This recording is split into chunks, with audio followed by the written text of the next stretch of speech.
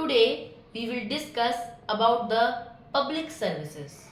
So public services India में तीन प्रकार की हैं. एक है हमारी all India service, central service and state services.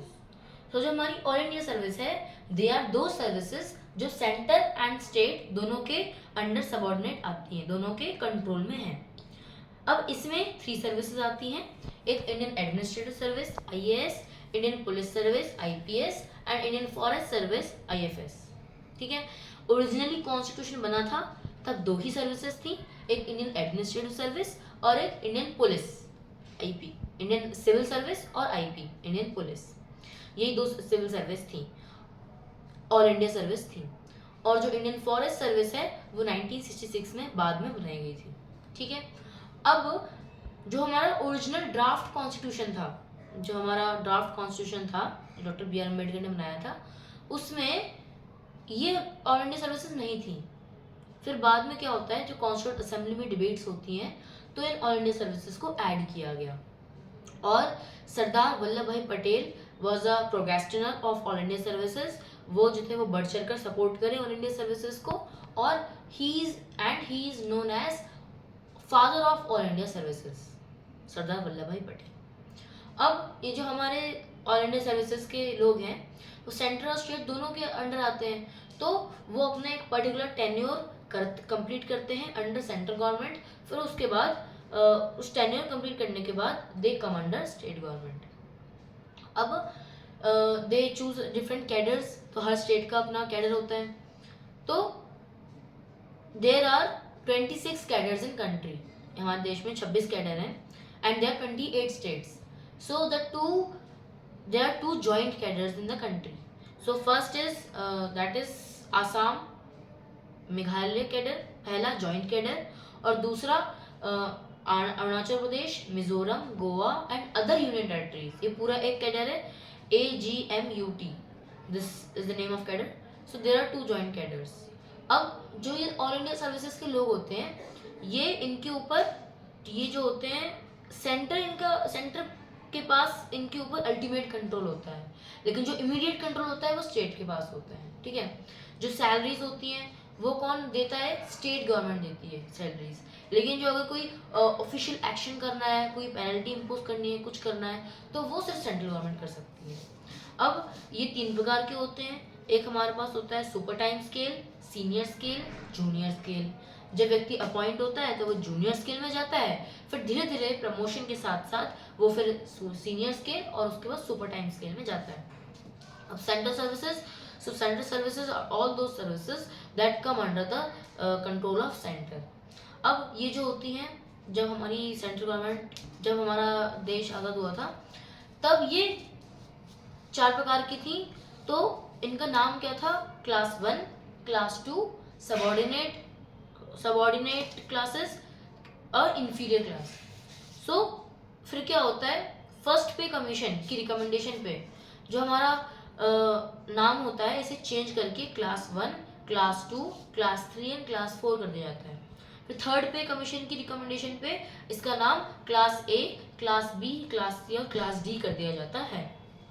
ठीक है. अब जो हमारे क्लास 1 और क्लास 2 के ऑफिशियल्स होते हैं, they are known as gazetted officials, और class 3 and 4 they are known as non gazetted officials. जो हमारे क्लास 1 एंड 2 होते हैं जो ऑफिसर्स, वो जो होते हैं वो ऑफिशियल काम करते हैं, और जो हमारा क्लास 3 के लोग होते हैं वो क्लरिकल टास्क करते हैं, और जो क्लास 4 होते हैं वो मैनुअल टास्क करते हैं.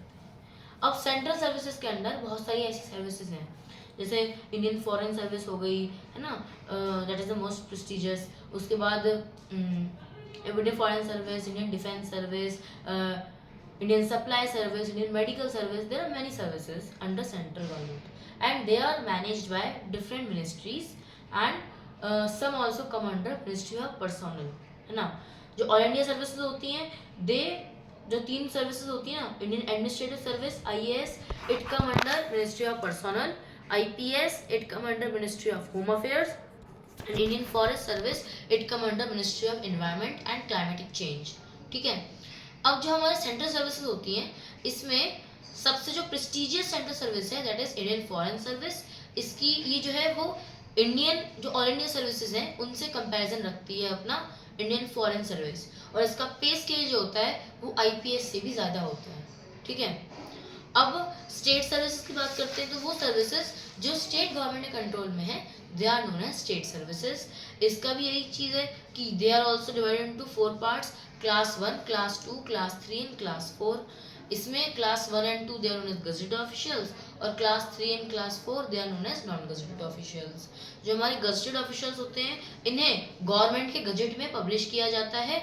इनके ऑर्डर, प्रमोशन, टेन्योर, इन सबको डिफाइन करने के लिए गवर्नमेंट गजेट में जो हमारे गजेटेड ऑफिशियल्स होते हैं उनको पब्लिश किया जाता है। अब जो स्टेट सर्विसेज होती है ना वो स्टेट टू स्टेट वेरी करती है ना। और जैसे हमारा ऑल इंडिया सर्विस हो गया, उसमें क्या है, अलग अलग स्टेट्स के हैं लेकिन सबका एक यूनिफॉर्म पे स्केल रहता है। सेंट्रल सर्विसेज तो सेंटर के अंदर ही है तो उन सबका भी पे स्केल सेम रहता है, सारी कंडीशन सेम रहती हैं। State services depend on state, है ना। सो कुछ सर्विसेज ऐसी हैं जो सारे स्टेट में कॉमन है। जैसे हमारे पास जेल सर्विस हो गई, सिविल सर्विस हो गई, है ना, पुलिस सर्विस हो गई, फॉरेस्ट सर्विस हो गई, है ना, वेटनरी सर्विस हो गई, मेडिकल सर्विस हो गई। ये सब सर्विसेज जो है ऐसी कुछ सर्विसेज हैं they are common to all states, ठीक है। अब जो ऑल इंडिया सर्विस है ना, ऑल इंडिया सर्विस एक्ट 1951 वो ये कहता है कि जो हमारी सीनियर पोस्ट है, जो हमारी सीनियर पोस्ट है किसकी, स्टेट सर्विस की, उनका प्रमोशन ऑल इंडिया सर्विस में, उनका ऑल इंडिया सर्विस में प्रमोशन जो है वो कैसे होगा, उसकी कुछ लिमिटेशन बता रखी है इसने कि मैक्सिमम 33 होगा, 33 या फिर 1/3% of total members of IAS, IPS and IFS. जितनी भी हमारी सिविल सर्विसेज हैं, ऑल इंडिया सर्विसेज हैं, उनका 1/3% या फिर 33 जो हमारा कम पड़े, वो जो हमारा है उतने लोगों का क्या होगा, प्रमोशन होगा to central service at a time, to all India service at a time. अब कॉन्स्टिट्यूशनल प्रोविजंस क्या है, तो आर्टिकल 308 से 314 it describes about the all India the public services. So article 308 से 314 जो ये बताता है, तो इसमें आर्टिकल 308 तो सबसे पहले इंटरप्रिटेशन का है। आर्टिकल फिर 309 से कहानी शुरू होती है। आर्टिकल 309 बताता है रिक्रूटमेंट एंड सर्विस कंडीशन। वो ये बताता है कि पार्लियामेंट के पास टोटल पावर है for recruitment and service condition of all India services.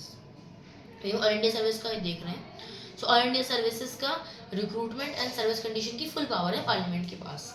Recruitment की अगर हम बात करें, रिक्रूटमेंट मतलब कोई भी ऐसा काम जिससे क्या हो रहा है, अपॉइंटमेंट हो रहा है, प्रमोशन हो रहा है, ऐसी सारी चीज़ें जो है वो रिक्रूटमेंट के अंदर आती हैं।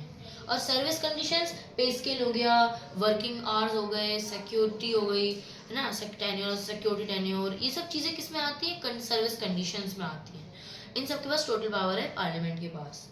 अब इस प्रोविजन के अंदर जो पार्लियामेंट है उसके पास ये पावर है कि वो सिविल सर्वेंट्स हैं जो ऑल इंडिया सर्विस मेंबर्स हैं उनकी फंडामेंटल राइट्स को कर्टेल कर सकती है, फंडामेंटल राइट्स को, कुछ फंडामेंटल राइट्स को छीन सकती है of the civil servants all India services. Parliament के पास ये पावर है, लेकिन ऐसा नहीं है कि ये अनडिस्क्रिमिनेटली इस्तेमाल करेगी इस पावर को। ये इसलिए करेगी for the welfare of citizens, for the welfare of country. अगर फंडामेंटल राइट्स छीनने पड़ते हैं of all members of all India service तो पार्लियामेंट करती है, उसके पास पावर है, ठीक है। अब tenure of office, doctrine of pleasure. So जो हमारा आर्टिकल 310 है वो it describes about tenure of office. So it describe about that जो हमारे जो हमारे ऑल इंडिया सर्विसेज के लोग होते हैं they hold office during the pleasure of president. ये प्रेसिडेंट के प्लेजर पे ऑफिस होल्ड करते हैं। और जो हमारे क्या होते हैं ना, कुछ मेंबर्स क्या किए जाते हैं ना, कॉन्ट्रैक्ट में रखे जाते हैं, कुछ मेंबर्स की एक पर्टिकुलर टाइम के लिए रखे जाते हैं उन्हें फॉर अ वर्क, है ना। तो जो कॉन्ट्रैक्ट के लिए वर्कर्स हैं, अगर बाई चांस कुछ केसेस में ऐसा हो रहा है कि उनकी सिक्योरिटी ऑफ टेन्योर नहीं होती ना, जैसे हमारे जो ऑफिशियल्स होते हैं, जो हमारी ऑल इंडिया सर्विसेज के लोग होते हैं, उनकी सिक्योरिटी ऑफ टेन्योर है। अगर क्वेश्चन आता है कि जो कॉन्ट्रैक्ट पे लोग रखे जाते हैं उनका सिक्योरिटी ऑफ टेन्योर होता है, तो होता है, उनका भी सिक्योरिटी ऑफ टेन्योर होता है, ठीक है, उनका होता है। लेकिन क्या होता है ना, सिर्फ दो ऐसी सिचुएशंस हैं जिनमें उनको हटाया जा सकता है, मतलब हटाया नहीं जा सकता, अगर उनको हटाया जाता है तो कंपनसेशन मिलता है उन्हें, ठीक है। अब जैसे पता लग रहा है कि एक व्यक्ति को कॉन्ट्रैक्ट में रखा गया था 6 साल के लिए, 3 साल हुए और वो ऑफिस ही अबॉलिश हो गया, तो क्या होगा, बाकी के 3 साल का कंपनसेशन उसे दिया जाएगा।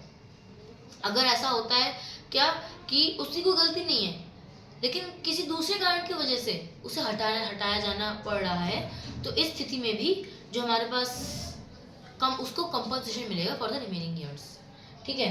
अब safeguards to civil servant, article 311 जो है वो सिविल सर्वेंट्स की सेफगार्ड के बारे में बात करता है, ठीक है। सो क्या है ना, जो हमारे सिविल सर्वेंट्स हैं उनके लिए क्या है, कोई भी उन्हें हटा नहीं सकता ना, उनके पास सिक्योरिटी ऑफ टेन्योर है। तो क्या कुछ प्रोविजंस हैं कि जो अथॉरिटी उन्हें अपॉइंट कर रही है उससे नीचे ही कोई अथॉरिटी उसे हटा ही नहीं सकती। प्रेसिडेंट उसे अपॉइंट करता है और प्रेसिडेंट से ऊपर ही कोई अथॉरिटी नहीं है, तो only president can remove him, और उससे प्रेसिडेंट के नीचे की अथॉरिटी उसे नहीं हटा सकती। और दूसरी बात क्या कि एक ऐसा सिचुएशन हो सकती है जिसमें इंक्वायरी हो सकती है उस पर, है ना। इंक्वायरी अगर उस पर होती है तो इस स्थिति में उसके पास अधिकार है कि वो प्रोसीडिंग्स में पार्टिसिपेट करे, जाने कि उसके अगेंस्ट क्या केसेस लगे हैं, वो अपने आप को इनोसेंट प्रूव करने की कोशिश करे, है ना। तो ये उसके पास पावर है। अब देखो ना, ये बात है कि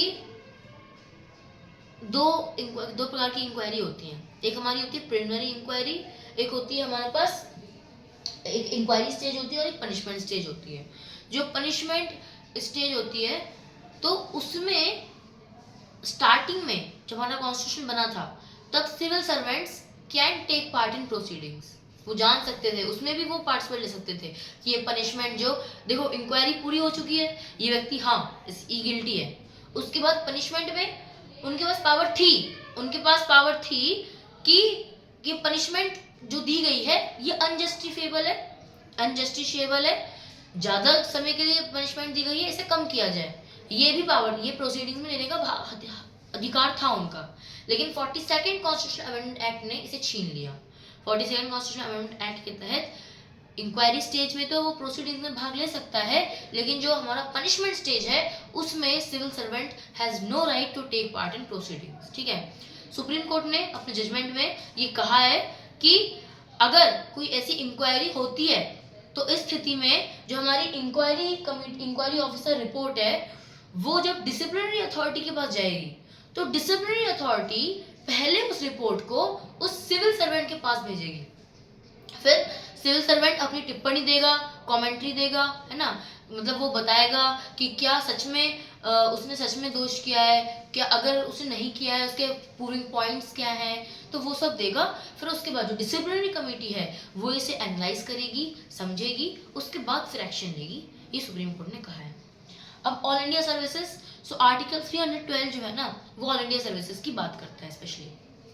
सो इसमें ये बताता है कि जो हमारा अपॉइंटमेंट होगा, देखो ऑल इंडिया सर्विसेज तो स्टार्टिंग से थी, जैसे हमारा कॉन्स्टिट्यूशन बना था, इंडियन सिविल सर्विस और Indian police, they were from starting. अब जैसे इंडियन फॉरेस्ट सर्विस थी, ये बाद में जोड़ी गई, तो अगर कोई civil service all India service बाद में जोड़ी गई है तो उस स्थिति में अगर कोई इंडियन ऑल इंडिया सर्विस बाद में जोड़ी गई है तो उस स्थिति में राज्यसभा का कंसल्टेशन इम्पोर्टेंट है, क्योंकि ऑल इंडिया सर्विस ना दुनिया में सिर्फ वहां पे है, मतलब फेडरल कंट्रीज जो है ना वर्ल्ड में उनमें ऑल इंडिया सर्विसेज नहीं है, लेकिन India has the only federal country in world which has all India services, क्योंकि ऑल इंडिया सर्विसेज ना फेडरल प्रोविजंस का उल्लंघन सा है एक तरीके से, क्योंकि काम कर रही स्टेट में कंट्रोल है सेंटर का, तो स्टेट की कंट्रोल की पावर छीन ली गई है एक तरीके से, तो ये फेडरल प्रोविजंस का उल्लंघन है। तो फेडरलिज्म को रिप्रेजेंट कौन करता है हमारे पार्लियामेंट में, दैट इज राज्यसभा। तो राज्यसभा का consultation is very necessary, Lok Sabha खुद से मतलब स्टार्ट नहीं कर सकती for creation of all India service. Rajya Sabha को पहले 2/3 of members present and voting के साथ एक ऐसा रेजोल्यूशन पास करना होगा for creation of all India service, उसके बाद फिर लोकसभा काम करेगी, ठीक है। अगर वो रेजोल्यूशन पास नहीं करती राज्यसभा तो लोकसभा नहीं करेगी पास। अब 42nd कॉन्स्टिट्यूशन अमेंडमेंट एक्ट ने इंडियन जुडिशियल सर्विस नाम की एक सर्विस लाने का एक प्रोविजन रखा था, लेकिन वो कभी मटेरियलाइज नहीं हुआ, वो आज तक नहीं हुआ। ठीक है, जो हमारा कॉन्स्टिट्यूशन है उसमें ये प्रोविजन है, मतलब 42nd कॉन्स्टिट्यूशन अमेंडमेंट एक्ट में ही जोड़ा गया था कि जो इंडियन जुडिशियल सर्विस है, अगर वो ऐसी सर्विस होगी, बनाई जाती है, तो उसमें ऐसी कोई भी ऐसी सर्विस नहीं होगी जो डिस्ट्रिक्ट जज से नीचे की हो, मतलब डिस्ट्रिक्ट जज से जो ऑफिसर्स होंगे वो डिस्ट्रिक्ट जज से ऊपर के ही होंगे, है ना। और दूसरा प्रोविजन कि अगर कोई चेंजेस किए जाते हैं in the Indian judicial service, तो उस स्थिति में कॉन्स्टिट्यूशन में अमेंडमेंट की जरूरत नहीं है ना। 42nd कॉन्स्टिट्यूशन अमेंडमेंट एक्ट जो है वो इमरजेंसी के टाइम में लाया गया था, तो इसलिए वो अनकॉन्स्टिट्यूशनल बातें करता है। सो उसमें कॉन्स्टिट्यूशन के अमेंडमेंट की जरूरत ही नहीं है फॉर इंडियन, अगर इंडियन जुडिशियल सर्विस में अमेंडमेंट करना है। और शॉकिंगली ये provision 44th constitution amendment act ने नहीं मिटाया। ठीक है, अब और मिसलेनियस जो प्रोविजन है आर्टिकल 313 और 314 के और 312A के। सो जो हमारा 312A है वो पार्लियामेंट को ये पावर देता है कि जो ऑल इंडिया सर्विस के मेंबर्स इंडिपेंडेंस से पहले के हैं, जो इंडिपेंडेंस से पहले से काम कर रहे हैं, उनकी टर्म्स एंड कंडीशंस पार्लियामेंट कम कर सकती है। उनकी टर्म्स एंड कंडीशन सर्विसेज उसको कम कर सकती है, उन्हें हटा भी सकती है। ठीक है, तो ये पावर देता है कौन, 312A to the parliament, to the members, to the civil servants who are appointed before 1950।